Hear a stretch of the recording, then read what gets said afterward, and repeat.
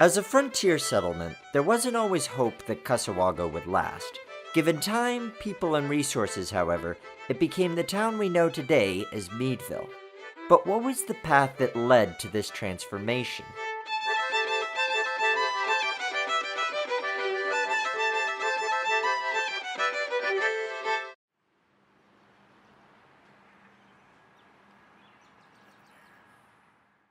David Mead was born in Hudson, New York on January 17, 1752.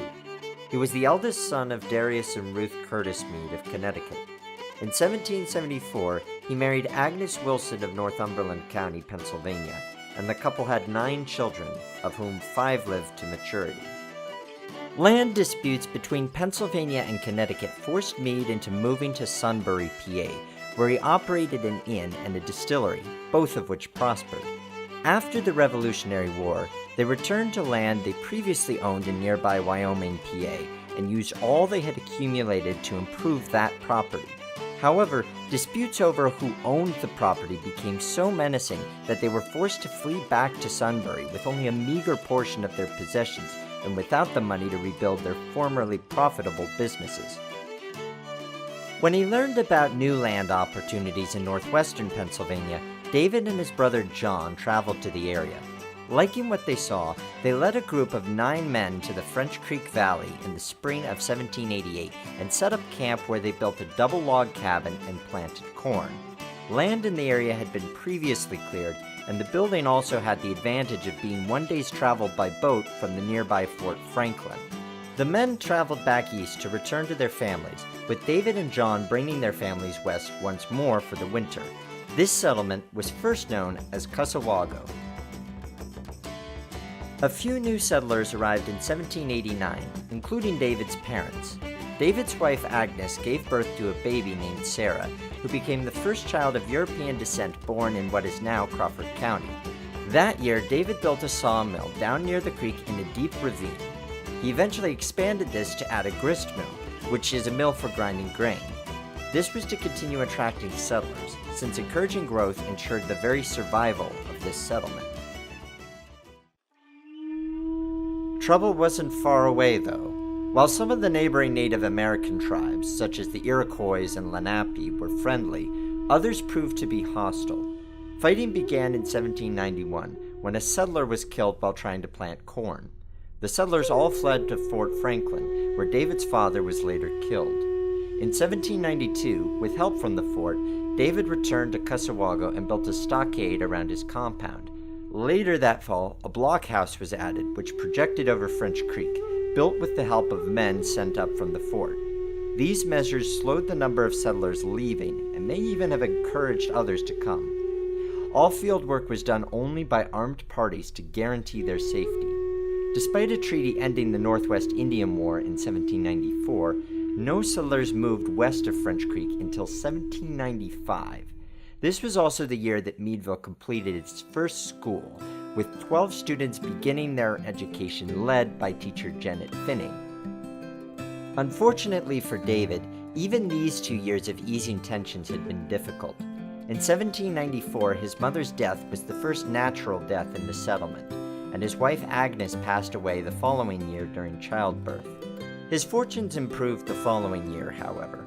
He contracted with William Dick for the settlement's first frame house, and he married schoolteacher Janet Finney, who bore him 6 more children, of which 5 survived, making him the father of 15 children overall. That 1797 house still survives, albeit having been drastically remodeled twice. Another accomplishment of his included serving as a justice of the peace until Crawford County was carved from Allegheny County, when he became an associate county judge. During the War of 1812, he was appointed Major General to command the state's 16th Military Division, of which Crawford County was a part.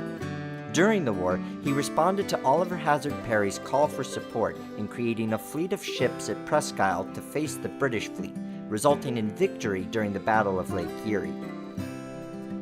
2 years later, on a warm June 20th, 1815 evening, David participated in another historic event at the log courthouse on Diamond Park.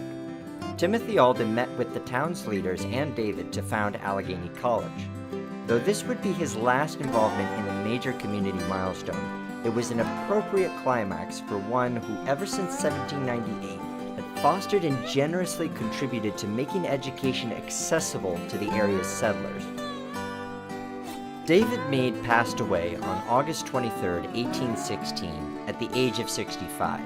He had lived a full life to see his small settlement turn into a thriving community.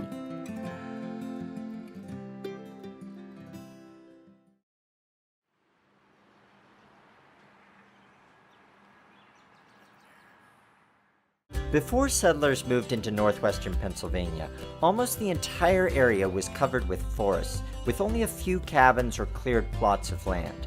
French Creek was easily the most notable landmark.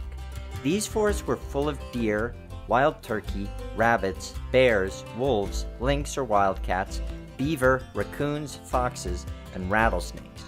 Wild berries and some nuts and greens were available for travelers to eat on their journey. When a family like David Mead's would travel west to settle new land, families would travel on horseback with mules or pack horses to carry their belongings, as the trails at that time were too narrow for wagons. They also had some rivers to cross and might use rafts or ferry crossing. It probably took them many weeks to make this trip, while today we can drive this distance in 5 hours. Due to the difficulty of traveling, these settlers would only travel with what was necessary to live. They knew this would be the only settlement north of Pittsburgh and west of the Allegheny Mountains. They brought metal tools for gardening and woodworking, rifles, cooking utensils, a candle mold, a lantern, bedding, clothing, a spinning wheel, and a few prized possessions like the family Bible, a clock, and a mirror. Furniture would not likely be transported because this could easily be built in a new settlement. Animals like cows, chickens, and sheep were often brought along as well. A cabin like this one could be erected by a group of men in a few days. Mud and straw would seal the gaps between the logs to keep the cabin warm during winter. Fireplaces were built on the outside to alleviate the danger of burning the cabin down, and small windows prevented intruders from climbing in. Candles made from animal fat or oil lamps would provide lighting, since electricity would not have been invented yet. Children would have several chores.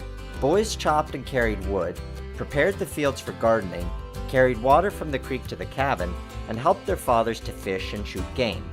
Girls helped their mothers to prepare and cook food, clean and spin flax to make linen cloth, and learn how to make the cloth into clothes. They also helped to make soap and candles, as well as take care of younger children and babies.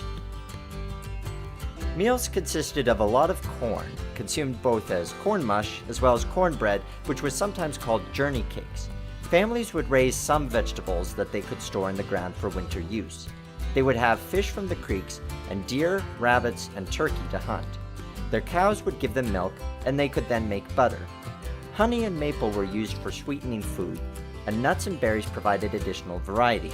Without grocery stores, though, families would have to travel all the way to Fort Venango or Pittsburgh to buy an ingredient like salt.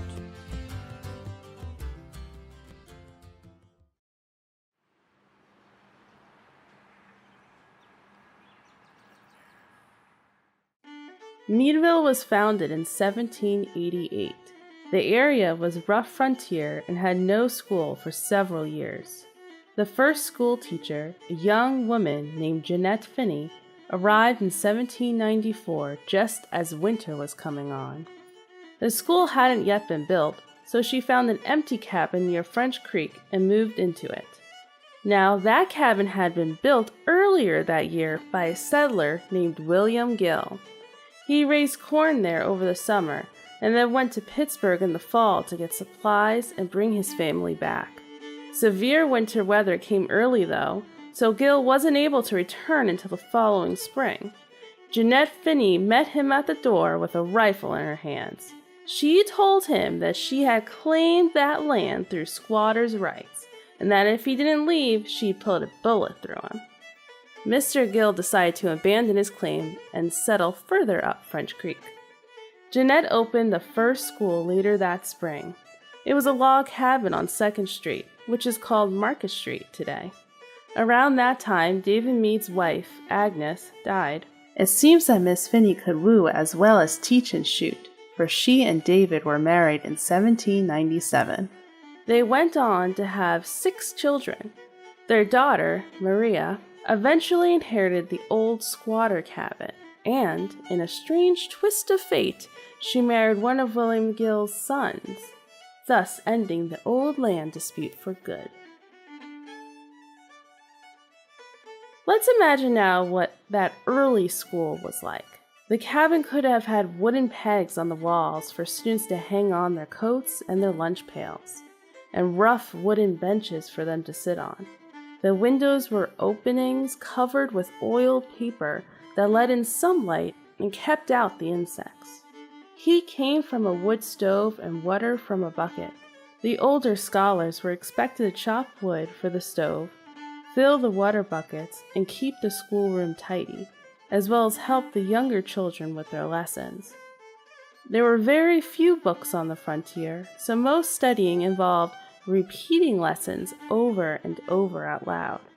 Some of the children might have had slates to write on, but most had to make do with charcoal and pieces of birch bark, or using a sharp stick to scratch numbers and letters on the dirt floor.